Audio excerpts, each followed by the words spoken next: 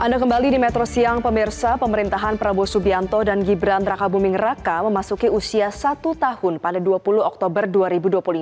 Sejumlah hal berhasil dicapai, tetapi masih banyak juga PR yang harus dievaluasi agar bisa terus ditingkatkan.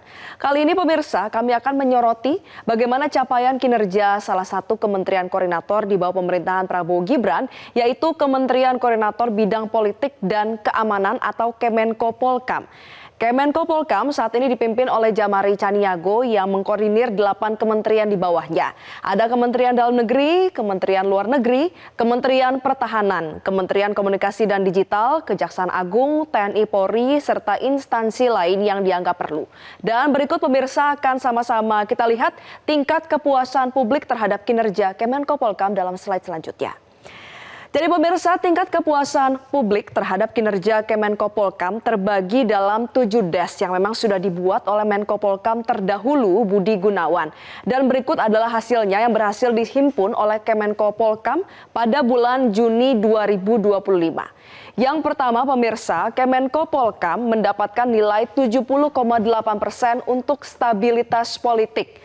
Angka 70,8% ini menggambarkan bagaimana kepuasan publik terhadap stabilitas politik yang tercipta di bawah kepemimpinan Prabowo Gibran.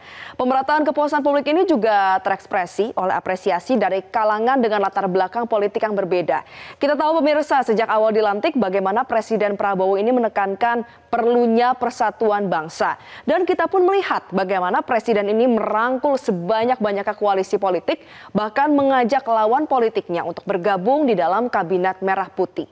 Langkah ini diadaptasi Kemenko Polkam melalui setiap koordinasi hingga akhirnya output yang masyarakat rasakan mampu menciptakan stabilitas politik yang baik. Kita beralih ke penilaian yang kedua, yaitu pada kinerja ekonomi makro, Kemenko Polkam mendapatkan skor 67,4%. Kinerja ekonomi makro ini adalah ukuran seberapa baik suatu perekonomian nasional berjalan dan apakah telah mencapai tujuan utamanya. Yang artinya dengan skor 67,4%, Kemenko Polkam cukup keterlibatannya untuk mewujudkan pertumbuhan ekonomi, stabilitas harga hingga lapangan kerja yang memadai, di mana hal ini diukur melalui berbagai indikator seperti PDB, tingkat inflasi, tingkat pengangguran hingga neraca pembayaran. Kita lanjut, yang ketiga pemirsa, ini adalah skor untuk kepuasan publik. Yang ketiga adalah dalam bidang penegakan hukum. Kemenko Polkam mendapatkan skor 67,8%. Ini masih lebih rendah daripada stabilitas politik, tapi sedikit lebih tinggi dibandingkan dengan kinerja ekonomi makro. Artinya apa? Artinya masyarakat cukup puas dengan penegakan hukum di Indonesia sejauh ini, namun memang tidak mengesampingkan fakta masih maraknya kasus hukum yang belum tuntas atau mungkin sudah tuntas tapi dianggap kurang adil menurut kacamata publik. Misalnya adalah kasus korupsi ini masih merajalela yang kerap kali juga diakui dan menjadi concern dari Presiden Prabowo Subianto. Kemudian juga hingga saat ini masih maraknya kasus kekerasan seperti pemerasan, penembakan, bahkan pembunuhan yang dilakukan oleh aparat penegak hukum. Kemudian juga kita tidak bisa mengesampingkan fakta bahwa masih banyak hakim yang memvonis bebas orang yang jelas-jelas melakukan pembunuhan dan ternyata menerima suap. Untuk itu perlu adanya reformasi di tubuh institusi penegak hukum. Kita beralih ke yang selanjutnya pemirsa, yaitu di sektor keamanan nasional. Kemenko Polkam mendapatkan kepuasan publik mencapai 83,1%. Artinya adalah hingga bulan Juni kemarin kinerja dari pemerintah dalam menjamin rasa aman warga dari ancaman, tekanan dan juga kejahatan baik di dalam maupun luar negeri ini mendapatkan apresiasi yang positif. Tapi tentu publik tidak lupa bahwa di akhir Agustus lalu ada aksi demonstrasi besar-besaran. Ini tidak dapat dipungkiri pasti mempengaruhi keamanan nasional. Meski demikian kita melihat bagaimana respon dari Presiden Prabowo yang langsung memanggil semua pihak, melakukan konferensi pers di istana, menyatakan sikap dan juga komitmennya untuk bisa memberikan rasa aman bagi rakyat Indonesia. Yang terakhir dan yang berhasil mencapai kepuasan publik tertinggi adalah stabilitas sosial budaya. Sangat tinggi nilainya pemirsa, mencapai 95,1%. Semoga untuk stabilitas sosial budaya ini bisa terus ditingkatkan dan juga dipertahankan. Kita beralih pemirsa ke slide yang ketiga, yaitu di bulan Juni 2025 Menko Polhukam juga memaparkan capaian kinerja Kemenko Polhukam dalam mencegah dan memberantas penyeludupan. Dalam hal ini, hingga Juni 2025 terdapat 62 kasus besar yang berhasil diungkap oleh kementerian lembaga di bawahnya. Dengan rincian ada total 891 tersangka yang berhasil ditetapkan. Kemudian terkait dengan barang bukti yang berhasil diamankan juga menjadi penting karena nilainya ini cukup besar pemirsa, yaitu mencapai 11,5 triliun rupiah.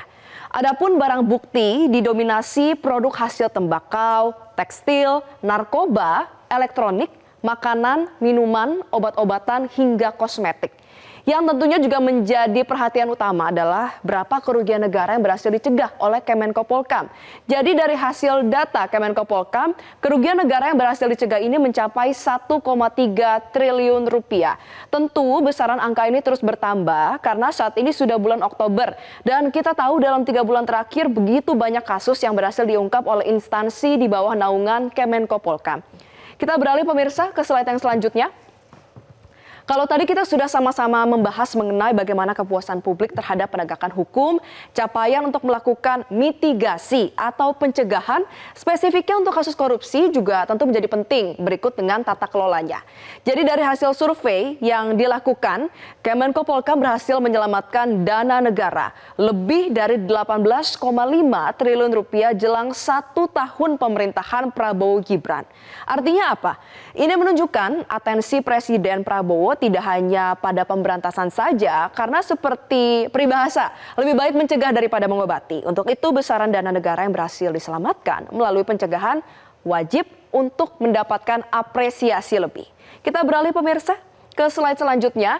Tentu untuk slide selanjutnya ini juga merujuk pada salah satu dari ke-7 des yang sudah dibuat oleh Menko Polhukam terdahulu, di mana untuk des selanjutnya adalah dalam bidang pemberantasan narkoba. Disebutkan bahwa telah terjadi pengungkapan kasus narkotika terbesar dalam sejarah Indonesia jelang 1 tahun pemerintahan Prabowo Gibran. Di antaranya adalah terdapat pengungkapan 2 ton sabu di Batam senilai 5 triliun rupiah. Kemudian juga terdapat penyitaan aset tindak pidana pencucian uang atau TPPU, nilainya ini mencapai 126,84 triliun rupiah. Angka ini tidak sedikit, di mana pemberantasan narkoba berhasil menyelamatkan sekitar 30 juta jiwa. Tentu ini harus diapresiasi karena narkoba juga menjadi salah satu concern yang harus menjadi hal yang dicegah, diberantas, dan juga menjadi hal yang diedukasi kepada masyarakat. Kita akan sama-sama beralih ke slide yang selanjutnya pemirsa. Jadi tidak hanya narkoba saja yang berhasil diberantas oleh Kemenko Polhukam, ada juga des pemberantasan perjudian daring. Di mana dari des ini melaporkan selama hampir 1 tahun pemerintahan Prabowo Gibran terjadi penurunan trafik dari aktivitas judi online. Besarnya ini mencapai 60%. Angka ini juga tidak berbeda dengan laporan dari PPATK yang memang menyatakan bahwa transaksi judi online sepanjang semester 1 tahun 2025 merosot tajam hingga 72% secara year to date atau 43% dibandingkan periode sama tahun sebelumnya atau year on year. Terakhir pemirsa, selain memang capaian, Kemenko Polhukam tentu juga memiliki target jangka menengah yang ingin dicapai. Salah satunya adalah dengan peningkatan indeks persepsi korupsi atau IPK dari sebelumnya ini 37 ingin ditingkatkan menjadi 43 pada tahun 2026 mendatang. Ini adalah target yang baik dan pastinya sejalan dengan amanat Presiden Prabowo untuk menciptakan pemerintahan yang bersih, bebas dari korupsi, yaitu dengan memberantas korupsi sampai ke akar-akarnya tanpa tebang pilih. Kita sama-sama doakan semoga memang tercapai bahkan bisa melampaui target yang ditetapkan. Akhirnya pemirsa, meski memang saat ini tingkat kepuasan publik terhadap kinerja Presiden Prabowo tergolong tinggi, totalnya ini mencapai 81,2%, tentu kita harapkan Kemenko Polhukam tidak berpuas diri, melainkan terus meningkatkan kinerjanya agar bisa terus meningkatkan kesejahteraan rakyat Indonesia. Jelajahi cara baru mendapatkan informasi. Download Metro TV Extend sekarang.